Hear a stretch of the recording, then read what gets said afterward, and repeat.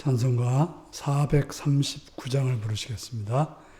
439장입니다.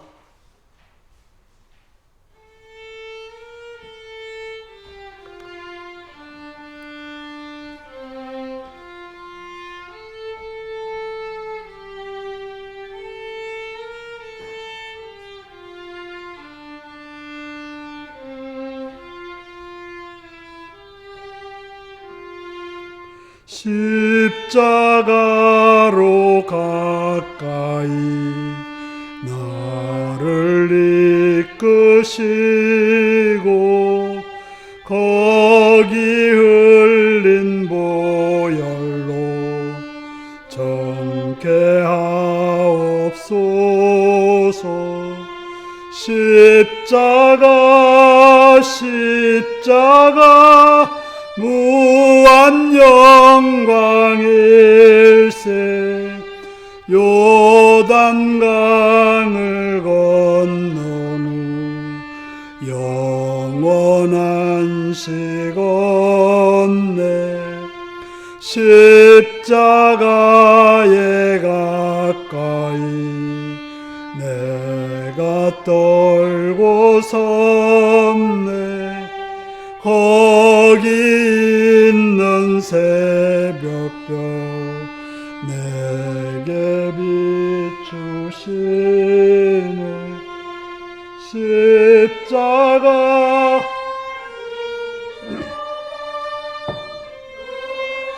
영광일세. 요단강을 건넌 후 영원한 시건네. 십자가로 가까이 가게 하시옵고 몸소 받은 고생도 알게 하옵소서. 십자가 무한 영광일세. 요단강을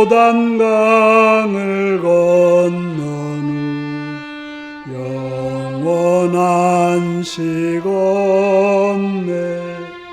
십자가에 가까이 의지하고 서서 천국 이를 때까지 항상 머물겠네.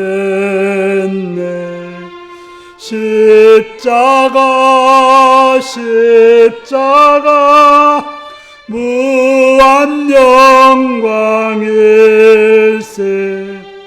요단강을 건넌 후 영원한 시건네. 아멘.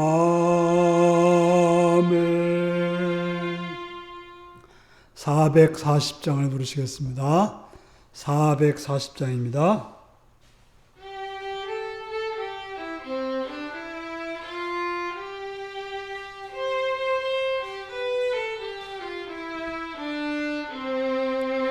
어디든지 예수 나를 이끌며 어디든지 예수 함께 가려네. 예수 함께 아니 가면 낙없고 예수님과 동행하면 겁없네. 어디를 가든지 겁낼 것 없네. 어디든지 예수 함께 가려네. 세상 친구 모두 나를 떠나도 주와 동행하면 외로움 없겠네. 가는 길이 위태하고 험해도 어디든지 예수 함께 가려네. 어디를 가든지 겁낼 것 없네. 어디든지 예수 함께 가려네. 얻은 것을 나를 에워쌀 때에 주가 함께 계신 믿고 자려네. 죽은 후에 천국에서 깨어나 예수 함께 길이 살리라. 어디를 가든지 겁낼 것 없네. 어디든지 예수 함께 가려네. 아멘. 442장을 부르십니다.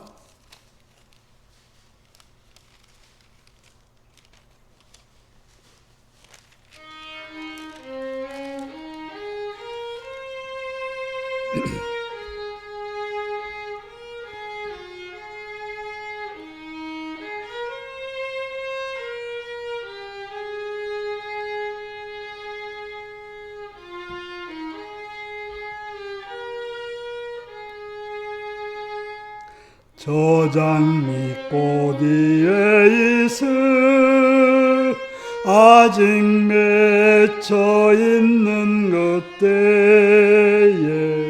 귀에 없는 이 소리 들리니 주 음성 분명하다. 주님 나와 동행을 하면서 나를 친구 삼으셨네. 우리 서로 받은 그 기쁨은 알 사람이 없도다. 그 청한 주의 음성 우는 새도 잠잠케 한다. 내게 들리던 주의 음성이 늘 귀에 쟁쟁하다. 주님 나와 동행을 하면서 나를 친구 삼으셨네. 우리 서로 받은 그 기쁨은 알 사람이 없도다. 밤 깊도록 동산 안에 주와 함께 있으려 하나. 괴로운 세상에 할 일 많아서 날 가라 명하신다. 주님 나와 동행을 하면서 나를 친구 삼으셨네. 우리 서로 받은 그 기쁨은 알 사람이 없도다. 아멘. 나같이 기도하시겠습니다.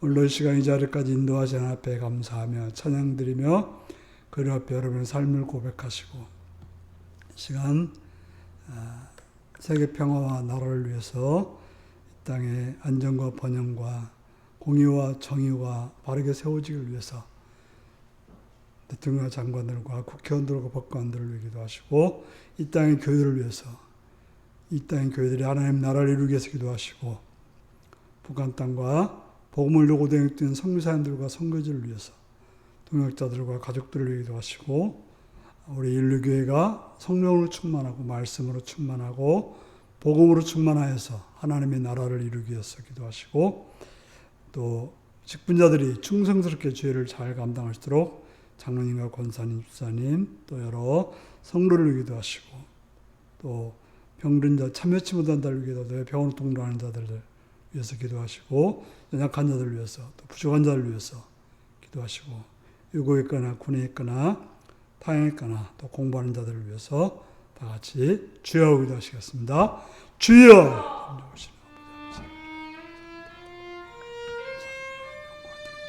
함께해주시기 천년 감사드립니다. 엎드리는 감사합니다. 말씀 주시옵소서. 라고 나오는 것이 아버지 평화를 끊어옵니다. 전쟁이 그쳐지고 악한 계획들이 그치고 선한 역사, 공의가, 평화가 이루어지옵소서. 그래서 내 욕심들을 버리고 평화를 위해서 안전을 땅을 지켜주사 대통령과 장관들과 공의와 정의와 평화를 이루시도록 지혜와 능력을 주시고 선한 역사를 바른 역사를 도와주시고 역사를 주시옵소서. 자비로우신 주님이여 아버지 또 바라고 꺼내온 것은 아버지 교를 통해서 말하시고 교를 통해서 바라온 것은 아버지여 북한 땅을 기억하시고 그 땅이 평화한 땅이 지도자들과 백성들이 공의와 정의와 선함으로 바르게 살펴서 평화로운 땅이 되길 원합니다. 성교사님들 섬겨 주셔서 그 성교사님들 등에 와서 축복하시고 하나님 주님의 뜻을 온전히 이룰 수 있는 그 나라가 되면 그 땅이 되면 그 사역이 되면 일도들을 도와주시옵소서. 이 교회가 충만하였고 복음을 또한 말씀을 충만하여서 하나님의 귀한 역사를 이루시옵시고 또한 바라고 나올 것은 성령의 귀한 일들이 없어서 아버지 주님 인류의 성령을 주옵시다. 온전히 돌게 없어서 충성주를 온전히 이루게 하시옵시고 주시옵소서. 바라고 나오는 것은 기억하셔서 강건케 새롭게 하십시오. 주원자들 안에 주옵시옵시고 생명을 주는 은혜를 넣어서 기억하십시오. 은총 가운데 선하신 때까지 주시옵소서. 주를 바랍니다. 주여 오 주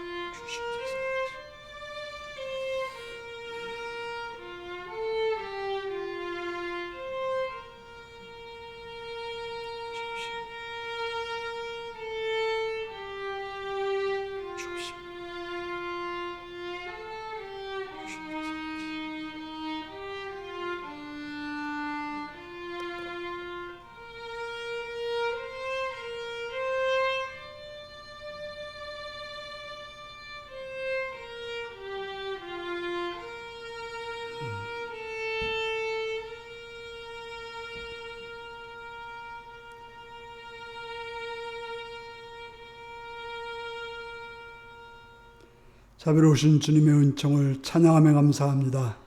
우리를 사랑해 주셔서 주 앞에 나오게 하심을 감사하고 시간 주의 말씀을 듣사오니 귀를 열어 눈을 열어 마음을 열어 듣고 깨닫고 알게 하시옵시며 진리의 주님을 만나 새롭고 주님의 뜻을 온전히 이루는 성도들로 함께하여 주옵소서.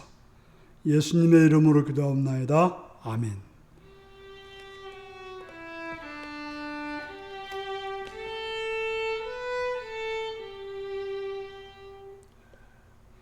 이 시간 우리에게 주신 하나님 말씀은 룻기 2장 1절부터 23절까지 말씀입니다.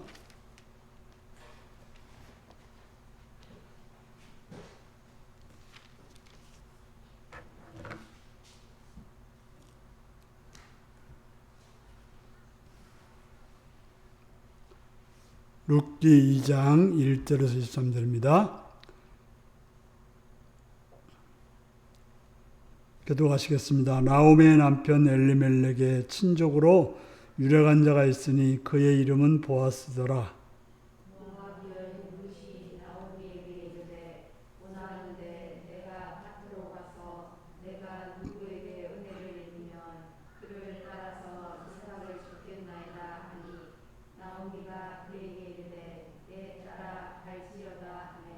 룻이 가서 베는 자를 따라 밭에서 이삭을 줍는데 우연히 엘리멜렉의 친족 보아스에게 속한 밭에 이르렀더라. 마침 보아스가 베들레헴에서부터 와서 베는 자들에게 이르되 여호와께서 너희와 함께 하시기를 원하노라 하니 그들이 대답하되 여호와께서 당신에게 복 주시기를 원하나이다 하니라. 보아스가 베는 자들을 거느린 사환에게 이르되 이는 누구의 소녀냐 하니 베는 자를 거느린 사환이 대답하여 이르되 이는 나오미와 함께 모압 지방에서 돌아온 모압 소녀이되 그의 말이 나로 베는 자를 따라 단 사이에서 이삭을 죽게 하소서 하였고 아침부터 와서는 잠시 집에서 쉰 후에 지금까지 계속하는 중이니이다. 보아스가 룻에게 이르되 내 딸아 이르라 이삭을 죽으러 다른 밭으로 가지 말며 여기서 떠나지 말고 나의 소녀들과 함께 있으라. 그들이 베는 밭을 보고 그들을 따르라. 내가 그 소년들에게 명령하여 너를 건드리지 말라 하였으니라. 목이 마르거든 그릇을 가져 소년들이 길어온 것을 마실지니라 하는지라. 룻이 엎드려 어깨를 땅에 대고 절하며 그에게 이르되 나는 이방 여인이거늘 당신이 어찌하여 내게 은혜를 베푸시며 나를 돌보시나이까 하니 보아스가 그에게 대답하여 이르되 내 남편이 죽은 후로 내가 시어머니에게 행한 모든 것과 내 부모와 고국을 떠나 전에 알지 못하던 백성에게로 온 일이 내게 분명히 알려졌느니라. 여호와께서 내가 행한 일에 부탁하시기를 원하며 이스라엘의 하나님 여호와께서 그의 날개 아래에 보호를 하도록 온 내게 온전한 상 주시기를 원하노라 하는지라. 룻이 이르되 내 주여 내가 당신께 은혜 있기를 원하나이다. 나는 당신의 하녀 중에 하나와 같지 못하오니 당신이 이 하녀를 위로하시고 마음을 기쁘게 하는 말씀을 하셨나이다 하니라.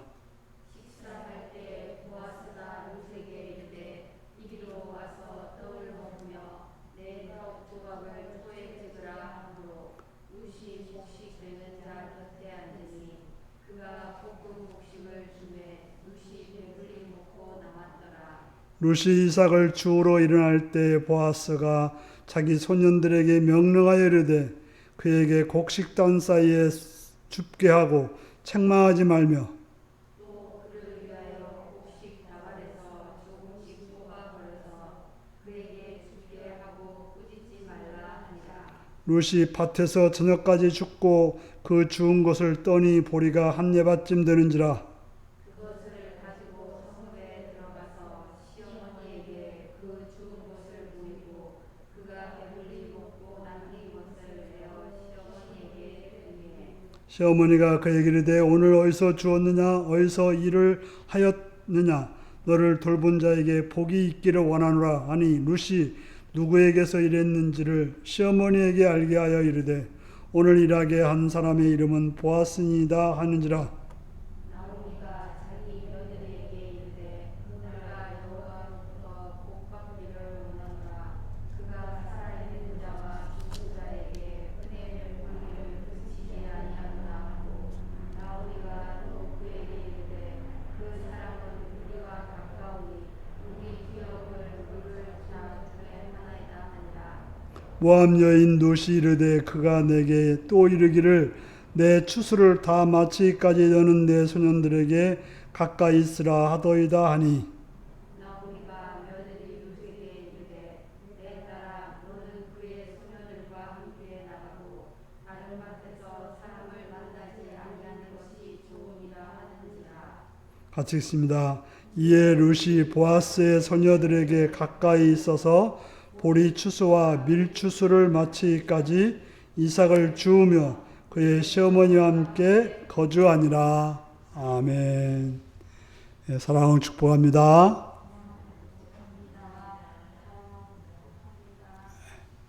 예수님을 사랑하시는 분들은 아멘 하시기 바랍니다. 아멘. 이 시간 말씀을 듣고 은혜받기 원하시면 아멘 하시기 바랍니다. 아멘. 오늘은 곱비와 채찍이라는 제목으로 말씀을 나누겠습니다.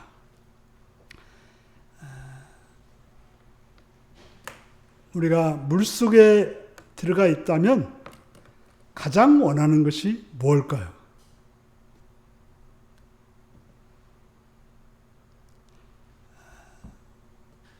수피의 신비주의자인 바바 샤이크 파리드가 어느 날 강에서 목욕을 하고 있었습니다.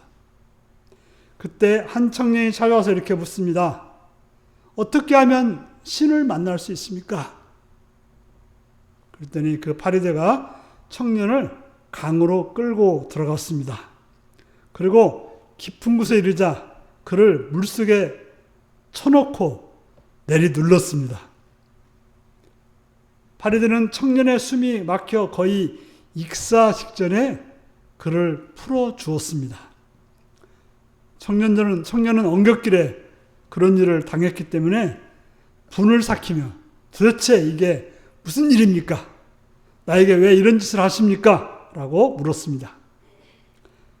그때 파리드가 대답했습니다. 물속에서 네가 숨이 막힐 지경에 이르렀을 때 가장 원했던 것이 뭐냐? 공기를 원하지 않았느냐?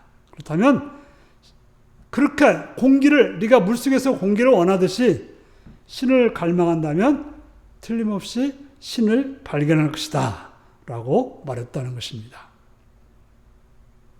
우리가 하나님을 만나려고 한다면 물속에서 공기를 원했던 것처럼 원해야 합니다. 물속에서 사는 길은 황금이 필요한 게 아니에요. 물속에서 필요한 것은 좋은 옷이 필요한 게 아니에요. 물속에 필요한 것은 무슨 좋은 집도 아니고 공기를 원해야 되는 것입니다. 다른 것을 원하면 다른 것이 다 있어도 죽게 되는 것입니다. 우리가 하나님을 만나려고 한다면 그런 결단이 있을 때 하나님을 만날 수 있습니다. 우리는 룻기를 통해서 한 사람이 어떻게 해서 하나님을 만나서 하나님의 백성으로 살아가는지 관한 이야기를 듣고 있습니다. 주인공이 누구죠? 룻입니다. 룻은 모압에 살았고 하나님을 알지 못했습니다. 그런 그가 어떻게 해서 하나님을 알게 되었습니까? 시어머니 나오미로부터 알게 된 거죠. 알았다기보다는 시어머니가 믿는 분이 하나님이라 정도는 알았겠죠. 그래서 우리가 2시간을 통해서 어떤 그 삶의 고난이 결국에는 하나님을 향해서 나가는 그러한 결과를 얻게 되었고, 그 과정은 붙쫓아가는, 오직 하나님만을 선택해서 나가는 그런 과정이 있었기 때문에 오르바와 달리 룻은 하나님의 백성이 사는 이스라엘 땅으로 오게 되었던 것입니다. 본문 해석입니다. 자신의 일을 하기 위해서 필요한 조건은 무엇입니까? 필요한 것은 무엇입니까? 그렇게 물어봤어요. 우리가 어떤 일을 하려면 뭐가 필요해요? 물론 아무런 준비 없이도 하는 일들이 있지만 대개 어떤 일을 하려면 굉장한 노력이 필요합니다. 지금은 이제 경운기라든지 트랙터가 있어서 밭을 갈거나 논을 갈 때 다 기계가 하지만 옛날에는 소가 그 일을 했습니다. 그냥 자연적인 소를 일하는 소로 만들려고 한다면 그냥 만들어지는 것이 아니라 반드시 필요한 것이 있었습니다. 뭘까요? 곶비와 채찍이었습니다. 곶비와 채찍이 없다면 소는 주인이 원하는 대로 일을 하지 않을 것입니다. 알아서 자기가 쟁기 메고 끌고 가는 소는 없다는 거죠. 또 이렇게 우리가 보면 어떻게 해요? 아주 반듯하게 이렇게 논을 갈고 그런 걸 볼 수 있는데 그건 바로 곱비가 있기 때문에 주인이 그를 조정했기 때문에 그런 일이 생기게 되는 것입니다. 채찍이라고 하는 것은 자각의 상징. 내가 저 말을 듣지 않으면 나는 안 된다. 저 말을 들었자면 더 세게 맞거나 더 고통이 있다는 걸 알게 되는 거죠. 곱비도 마찬가지죠. 곱비로 땡기면 어떻게 해요? 이리 가야 되고 이쪽을 땡기면 이리 가야 되는 거예요. 가만히 있으면 앞으로 가야 되고 어떤 통제의 상징이 곱비가 되는 것입니다. 왜 그렇다면 우리에게는 이런 자각이나 어떤 통제가 필요할까요? 우리의 마음이라고 하는 것은 오래된 습관과 패턴에 따라서 움직이는 경향이 있습니다. 유명한 그 김유신의 말 이야기가 있지 않습니까? 매일같이 가던 길로 갔다는 거죠. 어디로? 기생집이 있는 곳으로 갔다는 거죠. 그런데 오늘 자기가 결단을 했는데 불구하고 말은 어디로 가요? 기생집으로 가는 거예요. 육체라고 말할 수 있는 거예요. 내가 결단해도 육체는 자꾸 어떻게 해요? 그 길로 가도록 한다는 거죠. 그러므로 우리는 그 새로운 통로를 만들어야 돼요. 그렇지 않으면 우리는 옛 모양, 옛 모습대로 그대로 가게 되어 있습니다. 룻에게는 과거의 패턴과 행동이 있었습니다. 모압에서 살던 모압의 부모로부터 익힌 모압의 사람들과 함께 배운 그러한 행동이 있었다고 하는 것입니다. 그 길을 가는 것은 쉬워요. 그래서 오르반은 어떻게 해요? 그 길로 갔어요. 쉬운 길로 갔던 거죠. 그 길은 새롭게 무슨 모험하지 않아도 되고 연습하지 않아도 되는 그런 길이었습니다. 우리가 예수 믿다가 과거로 돌아가는 길은 쉬울까요? 어려울까요? 쉽게 돌아갈 수 있습니다. 자꾸 이 길을 가기가 어려운 거지 과거로 돌아가는 것은 쉽습니다. 곱비라고 하는 것은 주인이 소를 마음대로 움직이게 할 수 있는 도구입니다. 주인이 정한 방향대로 가고 또 가기도 하고 멈추기도 하는 때는 곱비가 필요한 것입니다. 그래서 오늘 룻은 나오미에게 밭으로 나가서 이삭을 죽겠다고 했습니다. 아마도 20살이 안 됐을 가능성이 있어요. 여러분들이 남의 동네, 남의 나라에 가가지고 20살도 안 된 처녀는 아니지만 결혼한 거의 처녀와 같은 그런 사람이잖아요. 그런데 이방 땅에서 남자들이 득실되는 그러한 장소에 가서 이삭을 줍는다고 하는 것은 남자들이 가만 놔둘까요? 절대로 그냥 놔두지 않습니다. 우리가 알다시피 아브람 사라 어땠어요? 어디만 가면 그냥 자꾸 남자들이 그랬잖아요. 옛날에는 그냥 힘 있는 사람들 다 지금은 법이라는 게 있고 그러지만 옛날에는 그저 힘 있는 사람이 다 차지했던 거예요. 그렇기 때문에 그 과부 시어머니 밑에 있던 그 룻은 그저 동네 북 아니면 사람들의 밥이라고 말할 수 있을 것입니다. 바로 그 길을 간다고 하는 것은 치욕과 수모를 당할 수도 있는 상황이었습니다. 하지만 그는 시어머니를 따르기 위해서, 시어머니를 따른다고 하는 것은 이제 젊은 그로서 시어머니를 봉양해야 되는 그 일을 위해서 그는 이삭을 주우러 나가야 됐던 것입니다. 바로 시어머니를 믿는 하나님을 믿고 시어머니와 함께 살기 위해서는 거기서 먹고 살아야 되는 거예요. 모압으로 돌아가서는 될 일이 아니고 바로 이스라엘 땅에서 먹고 살아야 되기 때문에 이삭을 주우러 가야 했던 것입니다. 그가 다시 모압으로 돌아가 버렸으면 그는 하나님을 만날 수 없고 하나님의 뜻을 따라갈 수가 없었던 것입니다. 여러분, 말은 쉽습니다. 이삭 주우러 가자. 그게 말처럼 쉬운 게 아닙니다.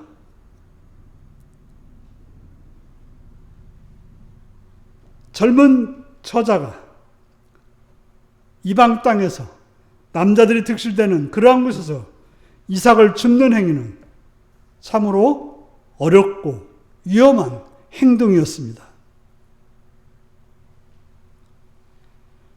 그러나 룻은 내가 살 길은 여기다라고 정한 것이죠.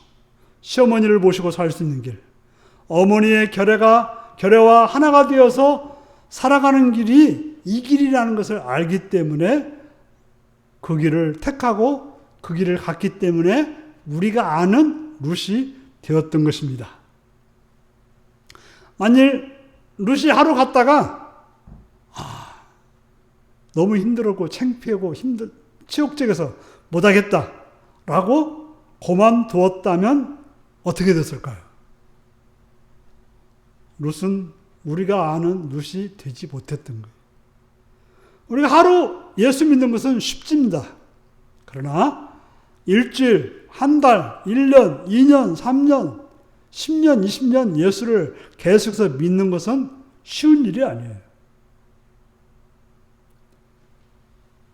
바로 룻은 계속해서 그 일을 감당해서 갔기 때문에 아마도 첫날 하루가 가장 힘들었을 거예요. 물론 나중에 이제 보아스가 딱 와서 보호해주는 장막을 쳐줬기 때문에 괜찮았지만 그 전까지는 정말 힘들었을 거예요. 아마도 10분도 견디기 힘들었을지도 몰라요. 1시간도 한낮을 견디겠지만 하루 종일 일을 하게 됐던 것입니다.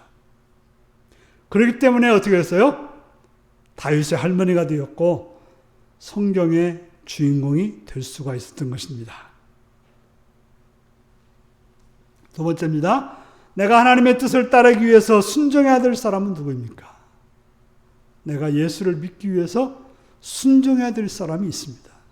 바로 룻은 나오미에게 순종했기 때문에 그가 하나님의 백성으로 살아갈 수가 있었던 거예요. 여기서 보면 룻은 혼자서 모든 일을 결단하고 행동하지 않았어요. 그는 철저히 나오미, 시어머니와 함께 했습니다. 무슨 일을 할 때 나오미에게 허락을 받고 행동했어요. 며느리로서 시어머니에게 모든 걸 허락받는다? 요즘엔 참 그 힘든 일이죠.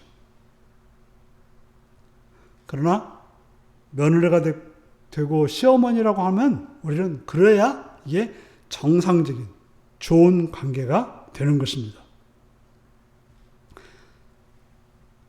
룻은 철저하게 나오미의 말과 행동을 따라서 행하고 또한 자신에게 일어났던 모든 일들을 나오미에게 알렸어요. 여기서 보면 룻은 이제 보아스가 인정하는, 보아스가 보호하는, 또 사람들이 인정하는 그런 사람이 됐을 때 사람들은 그럴 때 어떤 현상이 벌어져요? 이제 나 혼자 뭔가를 할 수 있다라고 생각되는 거예요. 그러면 어떻게 해요? 나이든 시어머니를 무시하게 되는 경향이 되는 거죠. 그러나 룻은 그렇게 하지 않았어요. 자기가 그날 뭘 얼마나 얻었는지, 누구를 만났는지, 그가 누군지, 그로부터 어떤 말을 들었는지를 세세히 다 말했다고 하는 거예요. 다시 말해서 룻은 나오미를 어떤 어른으로서 또 시어머니로서 제대로 대우를 했다고 하는 것입니다. 그는 시어머니의 하나님이 나의 하나님이고 시어머니 가는 곳에 나도 가고 시어머니 주는 곳에 나도 죽겠다고 했던 그 말을 그대로 실천하면서 살았기 때문에 우리가 아는 룻이 된 거예요. 자기가 힘이 생겼을 때도 사람들로부터 인정을 받을 때도 그 일을 변함없이 지켜나갔다고 하는 것입니다. 우리가 예수를 믿는 것이 그런 것입니다. 우리는 철저하게 예수를 믿고 예수님을 붙쫓아 가야 되는 것입니다. 그렇게 하려면 우리의 삶 속의 모든 것을 예수님께 다 아뢰어야 되는 거예요. 내 상황을, 내 형편을, 내 처지를 주님께 다 아뢰고 주님께서 말씀하시는 것에 따라서 행동할 때 우리는 예수님을 제대로 믿게 되는 것입니다. 그래서 17절에 보면 17절부터 쭉 보면 룻이 자신이 하루 동안 누굴 만나서 어떤 일을 벌였는지에 대해서 세세하게 이야기했어요. 이게 참 며느리로서 시어머니한테 이런 말 한다는 것은 아마도 며느리 되신 분들 굉장히 어려운 일이라고 생각이 됩니다. 또 자기가 어떤 좋은 대우 받았는 것까지도 다 이야기한 거예요.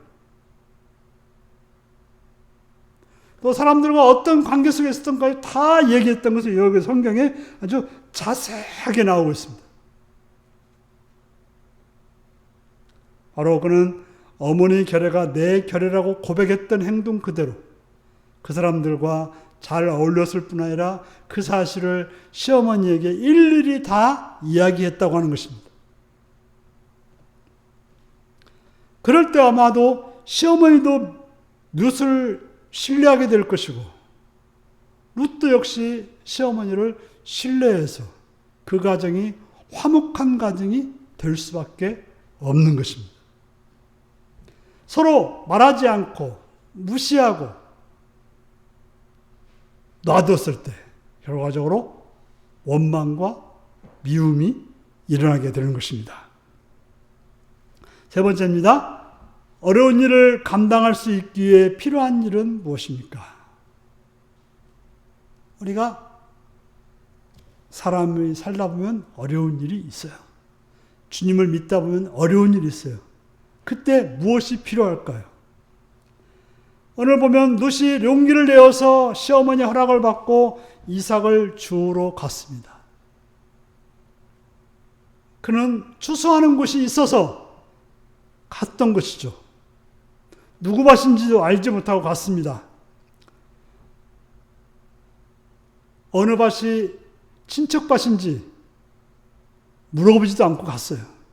그래서 그저 추수하는 곳이 있어서 이삭을 주우러 갔습니다. 그런데 성경은 뭐라고 말하고 있어요? 우연히 그 밭이 누구의 밭이었다고요? 보아스의 밭이었다. 원래 우연이란 말은 없다 그래요. 바로 그 밭은 엘리멜렉 곧 시아버지의 일가인 보아스의 것이었다고 말하고 있습니다.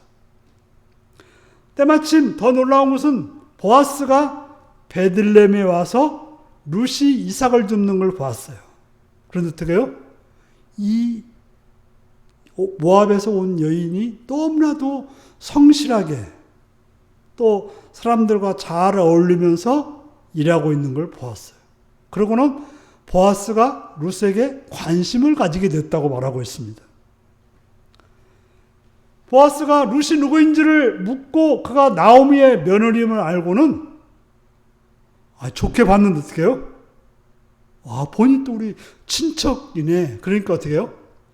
철저하게 룻을 보호해달라고 말했던 거예요. 절대로 룻에게 해로운 일을 하면 안 되고 보호해주고 또 뭐가 잘하고 그래요? 그저 이삭을 그냥 싹싹 긁어 모으지 말고 배다가 일부러 한 단씩 어떻게 해요? 뿌려놓고 가라는 거예요. 이게 뭘까요? 이게 바로 하나님의 은혜예요. 하나님께서 은혜를 베풀어 줬기 때문에 보아스가 간 곳이, 룻이 간 곳이 누구의 밭이요? 보아스의 밭이고 또 그때 누가 와요? 보아스가 와서 그 장면을 보게 되었던 것입니다. 우리가 아무리 결단하고 노력하고 애쓰고 나간다 할지라도 하나님의 은혜로 우리를 이끌어주지 않는다면 우리의 애씀이 헛수고가 될 가능성이 많습니다. 하나님이 은혜를 풀어주었기 때문에 우리가 하나님을 만나고 하나님의 은혜 가운데 살게 된다고 하는 것입니다. 적용입니다. 내가 예수님을 따르기 위해 필요한 고삐와 채찍은 무엇일까요?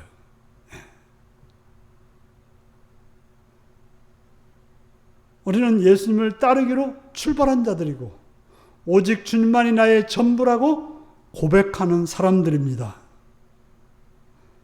그러기 위해서는 우리는 고삐와 채찍이 필요합니다. 예수님이 나의 주님이라고 말하고 주님만을 따르겠다고 하면서 내 멋대로 살아가는 것은 그건 주님을 믿는 것이 아니죠. 그러므로 우리는 주님이 이끄는, 그래서 종종 임직받을 때 소 콧뚜레를 가지고 하나씩 주는 교회들도 있어요. 콧뚜레 알죠? 소 이렇게 하는. 당신이 이제 주님이 이끄는 대로 가야 됩니다. 라고 하는 그런 상징을 가지고 하는 데 있어요. 또 저기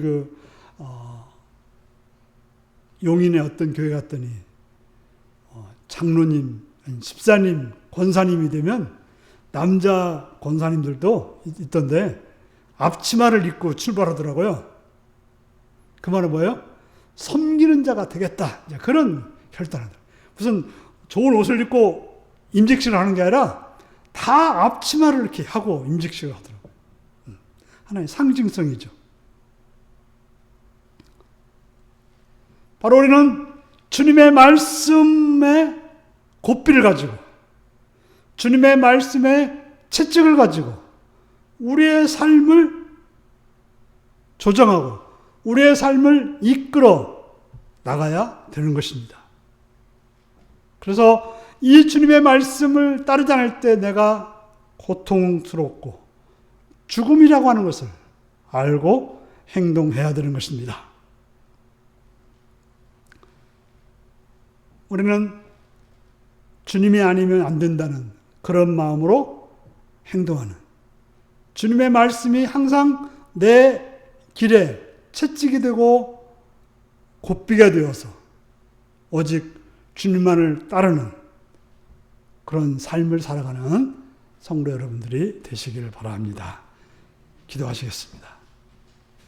오늘 말씀을 읽어가시면서 나는 정말 나의 삶을 주님의 말씀의 고삐와 채찍으로 삶을 살아가고 있는지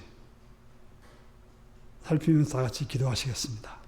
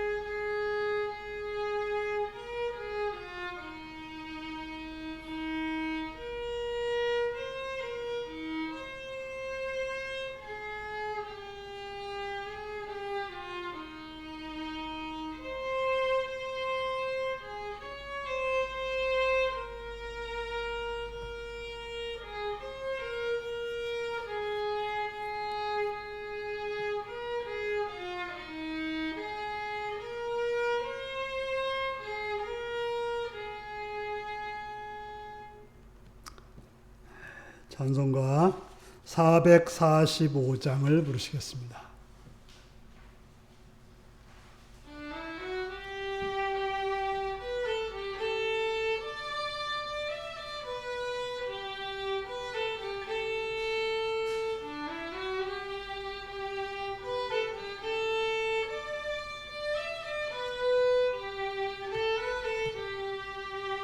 대산을 넘어 험곡에 가도 빛 가운데로 걸어가면 주께서 항상 지키시기로 약속한 말씀 변치 않네.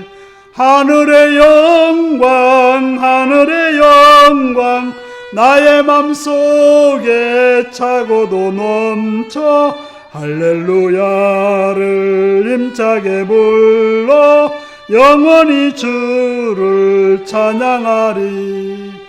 깜깜한 밤에 다닐지라도 주께서 나의 길 되시고 나에게 밝은 빛이 되시니 길 잃어버릴 염려 없네. 하늘의 영광 하늘의 영광 나의 맘속에 차고도 넘쳐 할렐루야를 힘차게 불러 영원히 주를 찬양하리. 광명한 그 빛 마음의 바다 찬란한 천국 바라보고 할렐루야를 힘차게 불러 날마다 빛에 걸어가리. 하늘의 영광 하늘의 영광 나의 맘속에 차고도 넘쳐 할렐루야를 힘차게 불러 영원히 주를 찬양하리. 아멘. 주기도문 하시겠습니다. 하늘에 계신 우리 아버지, 아버지의 이름을 거룩하게 하시며 아버지의 나라가 오게 하시며 아버지의 뜻이 하늘서와 같이 땅에서도 이루어지게 하소서. 오늘 우리에게 일용할 양식을 주시고 우리가 우리에게 잘못한 사람을 용서해 준 것 같이 우리 죄를 용서해 주시고 우리를 시험에 빠지지 않게 하시고 악에서 구하소서. 나라와 권능과 영광이 영원히 아버지의 것입니다. 아멘.